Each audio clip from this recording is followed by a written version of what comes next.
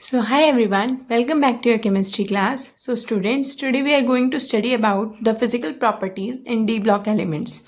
बच्चों, before diving into physical properties, let me tell you that there are two bonds which are governing the physical properties. What are those, ma'am? First is metallic bond.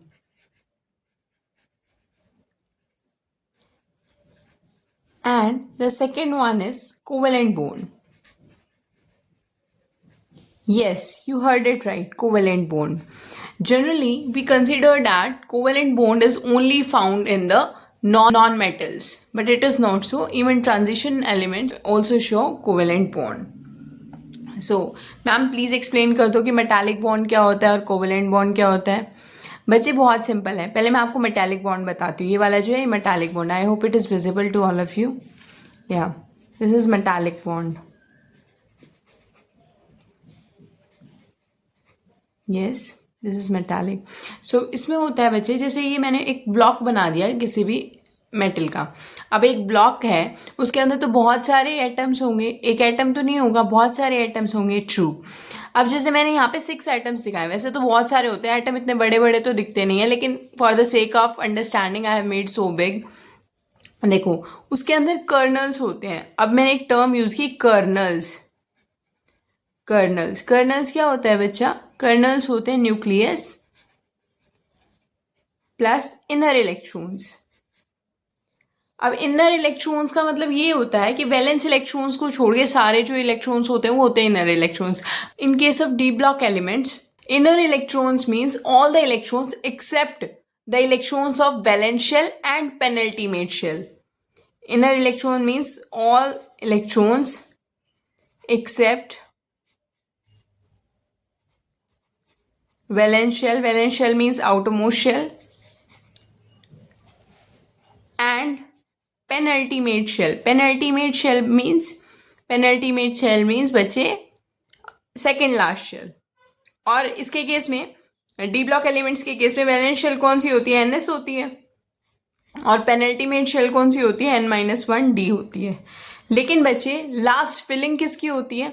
Filling penultimate shell की होती है. वैसे इस topic में ये related नहीं है कि फिलिंग किस में होती है. Revision purpose I asked it. So students, ये मैंने एटम्स लिए. अब ये कर्नल्स हैं. कर्नल्स में होते हैं न्यूक्लियस प्लस इनर इलेक्ट्रॉन्स. अब इनर इलेक्ट्रॉन्स वैसे तो होता है, मैंने दोबारा से रिपीट कर रही हूँ, वैसे तो होते हैं सभी electrons except valence shell electrons. लेकिन जब डी ब्लॉक का केस आता है तो डी ब्लॉक में हम क्या लेते हैं? वैलेंस शेल को छोड़ के और पेनल्टीमेट शेल को छोड़ के, इन दो शेल्स को छोड़ना है, तो वो वाले इलेक्ट्रॉन्स आ जाते हैं. अब ये जो प्लस का साइन है और ये जो स्काई ब्लू से रिप्रेजेंट कर रखा है मैंने, ये कर्नल्स को रिप्रेजेंट कर रखा है. ओके, तो कर्नल्स के बाहर क्या रिवॉल्व कर रहे हैं? हमारे इलेक्ट्रॉन्स रिवॉल्व कर रहे हैं, जो कि कौन से? N-D इलेक्ट्रॉन्स और NS इलेक्ट्रॉन्स. ओके बच्चा, अब ये रिवॉल्व कर रहे हैं. अब देखो, मेटालिक बॉन्ड का क्या मतलब होता है? मेटालिक बॉन्ड का जैसे कि वैसे दिख तो रहा है कि इस कर्नल का पार्ट है ये इलेक्ट्रॉन, लेकिन अगर ये इलेक्ट्रॉन इधर आता है ना तो पता नहीं चलेगा कि इस कर्नल का पार्ट है कि इस कर्नल का पार्ट है. मैम थोड़ा सिंप्लीफाई करो. देखो बच्चों, जैसे एक जॉइंट फैमिली है. अब इसको जॉइंट फैमिली की तरह लेके चलो आप. ये एक जॉइंट फैमिली है, तो जॉइंट फैमिली में बहुत सारे, जैसे कि सब फैमिलीज होती है, चाचा की, मामा, चाचा की, ताऊ जी की, पापा और हम सब ये होते हैं. अब वहां पे पता नहीं चलता किसका बेबी कौन है, क्योंकि सबको इक्वल प्यार मिलता है. अगर अच्छी जॉइंट फैमिली है, जो बहुत अच्छे होते हैं, मैं वो नहीं कह रही जिसमें हम साथ साथ हैं वाली जॉइंट फैमिली की बात कर रही हूँ मैं, तो उस फैमिली में क्या होता है, जैसे कि ये इलेक्ट्रॉन्स को लगा लो, आप बच्चे हैं, इलेक्ट्रॉन्स हैं, तो किसी को ये नहीं है कि ये मेरा बच्चा, इसको मैं ज्यादा अच्छा खाना दूं, इसको मैं कम अच्छा दूं. जॉइंट फैमिली में सबको एक जैसा खाना मिलता है, तो कहीं भी ये पता नहीं चलता कि कोई इलेक्ट्रॉन किस कर्नल का पार्ट है. वो पूरे इस में घूमते रहते हैं कि जैसे पूरा घर उनका है. ठीक है, तो जैसे आप ये समझ सकते हैं, कि जो पॉजिटिव चार्ज के कर्नल्स दिख रहे हैं ना आपको, कर्नल्स को आप ये लगा लो, कर्नल्स को for the sake of understanding लगा लो कि ये आइलैंड्स हैं. क्या है? आइलैंड्स लगा लो. और जो इलेक्ट्रॉन्स है ना बच्चे, इलेक्ट्रॉन्स को आप लगा लो, जो मूविंग इलेक्ट्रॉन्स है, मूविंग इलेक्ट्रॉन्स को लगा लो आप. क्या लगा सकते हैं कि ये सी है. तो अब आपको ये क्या दिखेगा ये पूरे ब्लॉक में, कि there are so many islands in the sea. इसका मतलब मेटालिक बॉन्ड में हमने क्या देखा, there is sea of electrons. For the sake of understanding आप ये समझ सकते हैं। हाँ जी मैम, समझ में आ गया।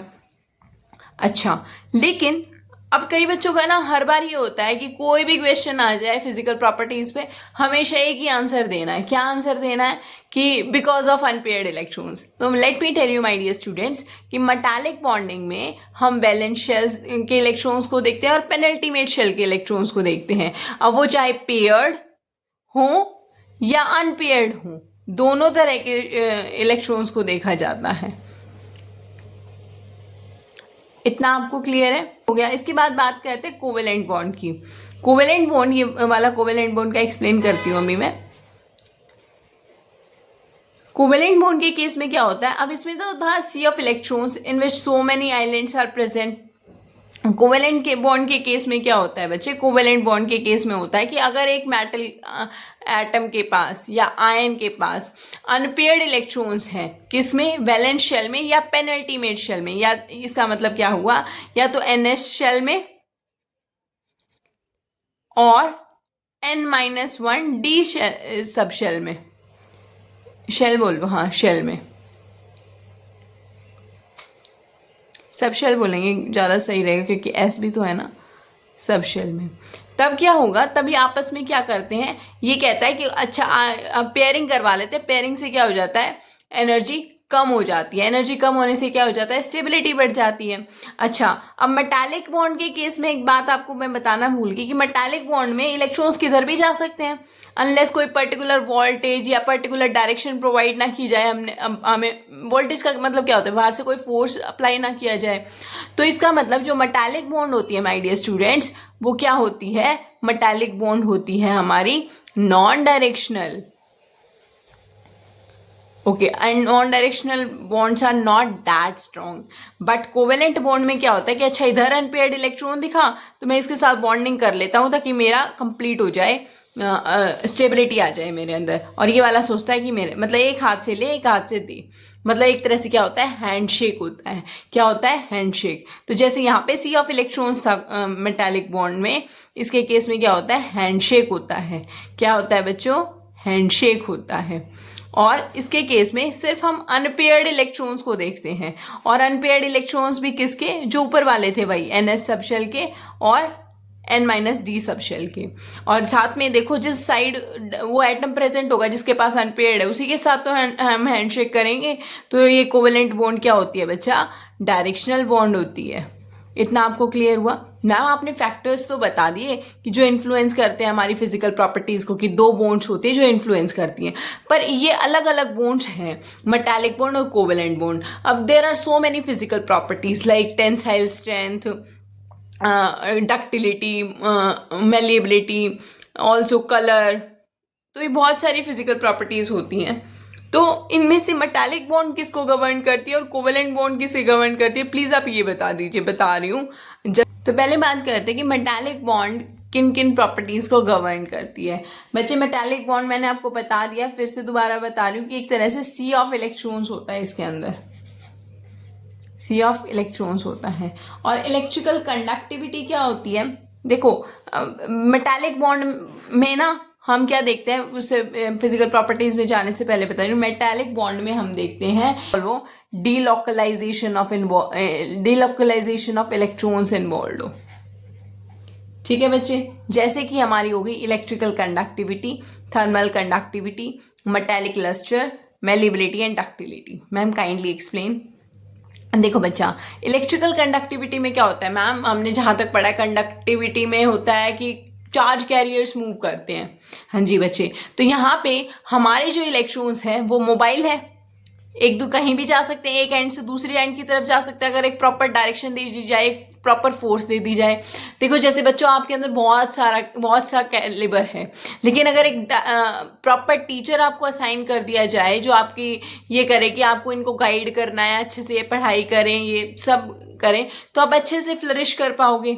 उसी तरीके से इलेक्ट्रिकल कंडक्टिविटी जब मैं एक्सप्लेन करती हूँ तो उसमें मैं बताती हूँ कि मेटल है, मेटल में इलेक्ट्रॉन्स तो मूव कर रहे हैं क्योंकि मेटालिक बॉन्ड क्या होती है, नॉन डायरेक्शनल होती है। यस मैम, तो उसको एक पर्टिकुलर डायरेक्शन में कि सारे इलेक्ट्रॉन से एक तरफ ही मूव करें, तो हमें क्या अप्लाई करना पड़ता है, एक एक्सटर्नल फोर्स अप्लाई करना पड़ता है। जैसे आपके केस में एक टीचर को लगाना पड़ता है। तो फिर एक्सटर्नल फोर्स क्या होता है, जैसे वोल्टेज लगा दी हमने कहीं से, बैटरी लगा दी हमने कहीं पे, हाँ जी, तो फिर उससे क्या होता है कि इलेक्ट्रॉन्स एक डायरेक्शन में मूव करने लगते हैं, और उसकी वजह से क्या होता है, इलेक्ट्रिकल कंडक्टेंस होती है, कि यानी कि वो इलेक्ट्रिकली कंडक्ट करने लगते हैं चीज़ों को। This one is done. Thermal conductivity की बात आती है। थर्मल कंडक्टिविटी में भी वही है, इलेक्ट्रॉन्स कंडक्ट करवाएंगे। अगर एक साइड हॉट है और एक साइड कोल्ड है, तो जिस साइड हॉट है वहां के इलेक्ट्रॉन्स ज्यादा काइनेटिक एनर्जी होगी उनकी, और वो एक दूसरे को क्या करेंगे, पुश करके थर्मल कंडक्टेंस शो कर देंगे। ओके मैम मेटालिक लस्टर, यहाँ पे तो हमें समझ में आ रहा था कि कंडक्टिविटी और यहाँ पे डीलोकलाइजेशन ऑफ इलेक्ट्रॉन है मेटालिक बॉन्ड में, तो हम समहाउ हम फिगर आउट कर पा रहे थे।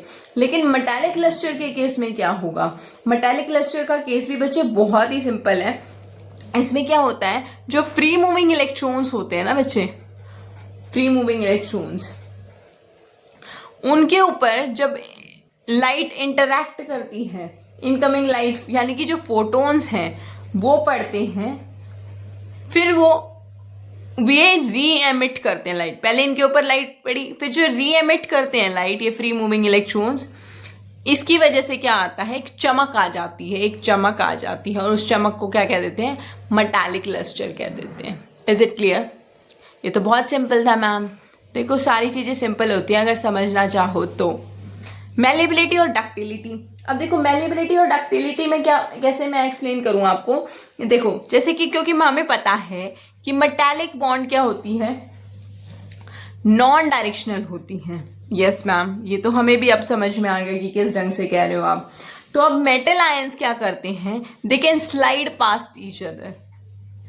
मेटालिक आयंस क्या कर सकते हैं, slide past each other, slide past कर जाएंगे, क्योंकि नॉन डायरेक्शनल है, उनको फर्क नहीं पड़ता कि मैं इसी डायरेक्शन में जाऊंगा इसी डायरेक्शन में जाऊंगा, स्लाइड पास्ट ईच अदर।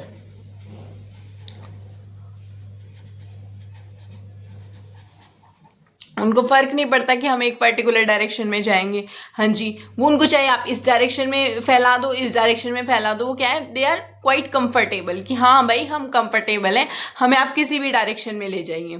तो इसकी वजह से क्या हो जाता है, वो अच्छे से शीट्स बना पाते हैं। शीट्स बना पाएंगे तो वो क्या है, इसका मतलब मेलिएबल हैं, और इसी वजह से वो क्या कर पाते हैं, थिन वायर्स में भी ड्रॉन किए जा सकते हैं, क्योंकि भाई किसी भी डायरेक्शन में ले जाओ, ये वो एक तरह से कह सकते हैं कि चिकने खड़े होते हैं, जिस भी डायरेक्शन में, जिस भी शेप में दोगे उस शेप में बन जाएंगे। तो ये वायर्स की फॉर्म में जब बन जाते हैं तो डक्टिलिटी शो करते हैं। इतना सिंपल था। अच्छा मैम, ये मेटालिक बॉन्ड की वजह से थी। What about covalent bond, covalent bond की वजह से कौन कौन सी प्रॉपर्टी होती हैं। तो बच्चे बात करते हैं कोवेलेंट बॉन्ड की। तो कोवेलेंट बॉन्ड को पहले मैं एक बार क्विक रिकैप करा देती हूँ कि कोवेलेंट बॉन्ड कैसे गवर्न करती हैं। देखो डी ब्लॉक एलिमेंट्स के केस में जो ये प्रॉपर्टीज अराइज होती हैं, जो कि अब मैं कराने वाली हूँ, वो कोवेलेंट बॉन्ड की वजह से होती है। और कोवेलेंट बॉन्ड में क्या होता है, जो अनपेयर्ड डी इलेक्ट्रॉन्स होते हैं ना, वो डायरेक्शनल बॉन्ड बनाते हैं, क्योंकि कोवेलेंट बॉन्ड तो डायरेक्शनल बॉन्ड होती है। I told you about the handshake. Yes ma'am. तो वो क्या होता है, जैसे कि मेटालिक में तो डीलोकलाइजेशन हो रही थी, इलेक्ट्रॉन्स आराम से मूव कर पा रहे थे थ्रू आउट द ब्लॉक, लेकिन इस केस में जो हमारे इलेक्ट्रॉन्स होते हैं वो लोकलाइज्ड होते हैं और स्पेसिफिक ओवरलैप शो करते हैं, कि अगर एक एटम इस साइड है तो दूसरा एटम इसके ऊपर ही ऐसे ओवरलैप करेगा, ये नहीं कि दूसरी तरफ ओवरलैपिंग शो करेगा। जहां पे अवेलेबल होंगे इलेक्ट्रॉन्स वहीं तो ओवरलैपिंग करेगा। Yes ma'am.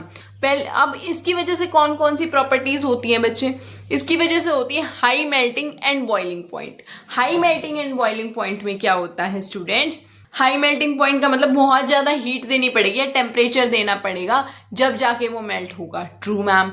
और हाई बॉइलिंग पॉइंट का मतलब कि बहुत ज्यादा हीट देनी पड़ेगी तब वो लिक्विड, जो लिक्विड बनेगा, लिक्विड बना हुआ है मेल्टिंग की वजह से, जो लिक्विड बन गया था वो बॉइल तब करेगा जब और भी ज्यादा, बहुत ज्यादा हम टेम्परेचर देंगे। Okay ma'am. लेकिन ये कोवेलेंट बॉन्ड कैसे इन्फ्लुएंस कर रही है। अब जैसे बच्चों जो मेल्टिंग पॉइंट और बॉइलिंग पॉइंट ये हाई होता है S block elements, S block के मेटल्स में भी और पी ब्लॉक के मेटल्स में भी। लेकिन जो डी ब्लॉक के मेटल्स होते हैं वो एक्सेप्शनली, उनका तो एक्सेप्शनली हाई मेल्टिंग पॉइंट होता है।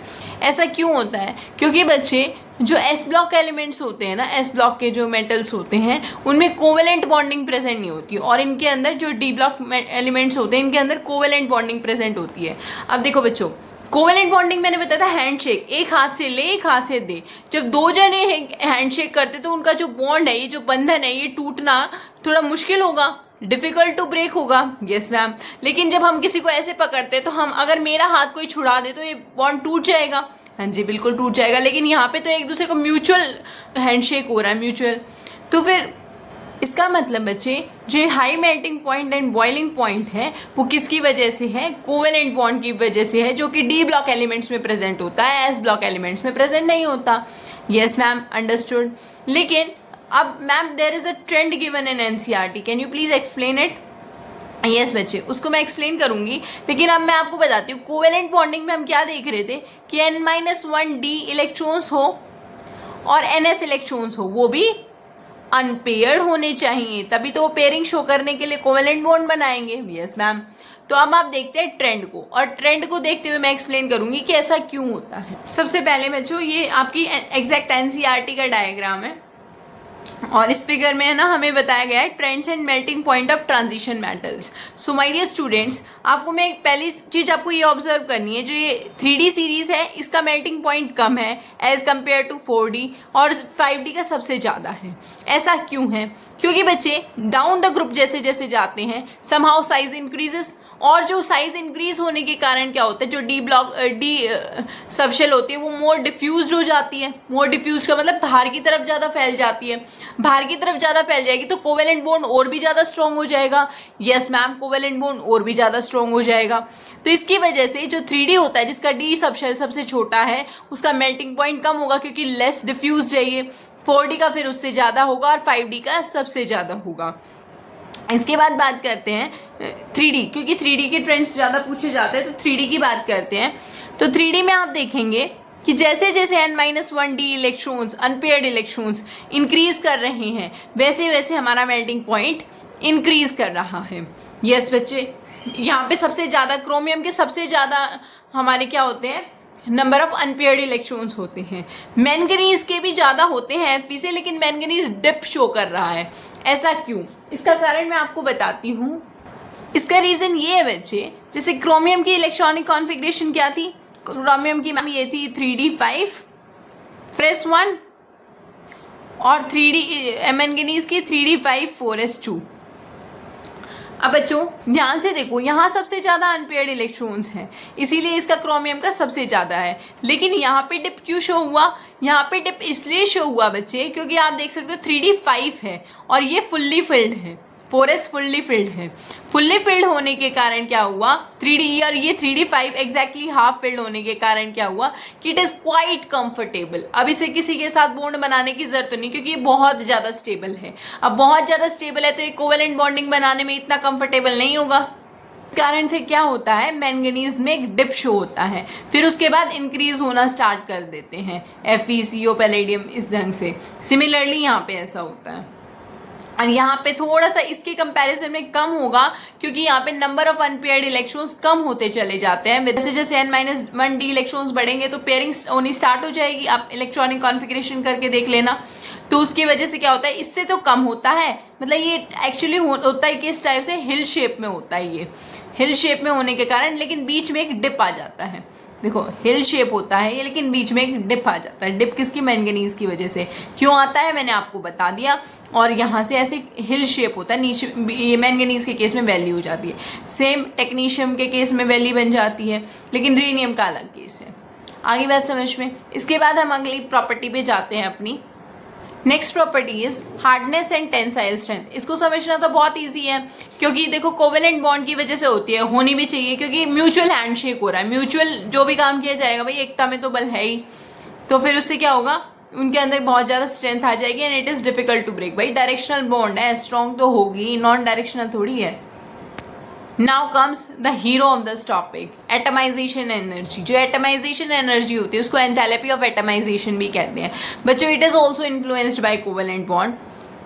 Actually it is influenced by both covalent as well as metallic bond, but covalent bond का इन्फ्लुएंस ज़्यादा इसलिए कहेंगे क्योंकि कोवेलेंट बॉन्ड और किसी भी मेटल में नहीं मिलता except transition metals, isn't it. तो इसमें क्या होता है, पहले मैम आप ये बता दीजिए कि atomisation energy, enthalpy of atomisation क्या होती है। बच्चे बहुत सिंपल है, एक ब्लॉक है किसी मेटल का, उसमें बहुत सारे एटम्स होंगे, अगर उसको कितनी एनर्जी दूं मैं कि ताकि वो अपने रिस्पेक्टिव इंडिविजुअल एटम्स में अलग अलग हो जाए इन गैशियस फॉर्म। अगर मैं आपको प्रॉपर डेफिनेशन दूं तो ये होती है कि energy required to break the metal into individual gas phase atom. मतलब एक प्रॉपर ब्लॉक था, सॉलिड ब्लॉक था, सॉलिड ब्लॉक में बहुत सारे एटम्स होंगे सॉलिड फेज में ही। अब मैं कितनी एनर्जी दूं या फिर कितनी हीट एनर्जी दूं कह सकते हैं, जिसकी वजह से क्या हो कि सारे एटम्स जो हैं अलग अलग हो जाए और गैशियस फेज में कन्वर्ट हो जाए। ठीक है बच्चे, अब इसमें जितनी ज़्यादा एटमाइजेशन एनर्जी दी जाएगी उतना ज़्यादा स्ट्रांग होगा हमारा मेटल।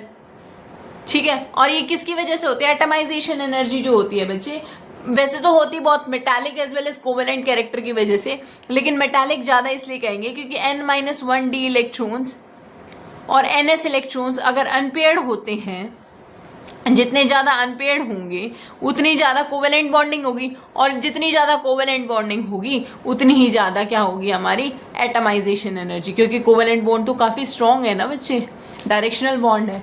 मैं आपको ट्रेंड दिखाती हूँ, अब आप ये ट्रेंड देख सकते हैं। ट्रेंड में ये होती है एटमाइजेशन एंथैल्पी और ये एटॉमिक नंबर। ये 3D सीरीज है, ये 4D सीरीज है और ये 5D सीरीज है। अब आप रीजन खुद ही जानते हैं, ये 3D सीरीज सबसे कम एटमाइजेशन एनर्जी से, क्योंकि लेस डिफ्यूज्ड ये ऑर्बिटल्स हैं और इसमें और ज़्यादा डिफ्यूज्ड है, और 5D में तो सबसे ज़्यादा डिफ्यूज्ड है। Yes ma'am. तो इसके बाद क्या होता है बच्चे, इसके बाद होता है देखो डिप, जैसे मैंगनीज के केस में हमने शो किया था, मेल्टिंग पॉइंट के केस में सेम रीजन है, क्योंकि यहाँ पे क्या होता है वो कंफर्टेबल होते हैं, कोवेलेंट बॉन्ड बनाने में इतने इंटरेस्टेड नहीं होते, तो उसकी वजह से क्या होता है कोवेलेंट बॉन्ड नहीं है तो हर किसी से सबसे कम होगी इनकी एटमाइजेशन एनर्जी। तो बच्चों that's all for this topic and thank you so much, all the best for your future.